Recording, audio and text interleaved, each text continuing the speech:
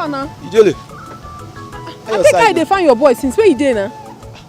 I did not come today now. I sent a message. He not there around anything. He dey owe me. It's after market. Make I come collect my money. I be say you go come tomorrow because as you see, say you no day like this. Eh? No worry now. Tomorrow. Ijele. Shoe. You see this? See the Lexus, see the number there. Lexus 300. It just arrived from China. On my own. Oh, you don't buy car? Yes, now. You know they say I'm very sharp. Congrats now. See, Ijele, hurry, where you dey go? Come now.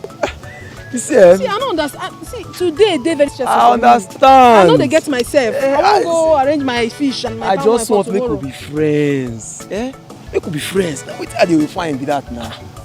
We be enemy before. I don't understand where this one they come from. You no go understand because see, if we be friends, you see that front seat. You go to sit down there. Me, I did the driver's side. Everywhere go the good now. And my bicycle they very okay for me. Hey, relax. I don't get problem. I don't get this kind of time. Ijele, come now. Now me they talk. See, you see all this big size like this. I go package and wait for you like this. See all this place like this. You touch my yash.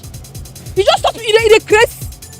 If you try this again, this one is small. I go beat you up. Be crazy. Ijele no send person, chai. As she there, she like him. She be hustler. You know where you are? This is Nollywood Pictures TV.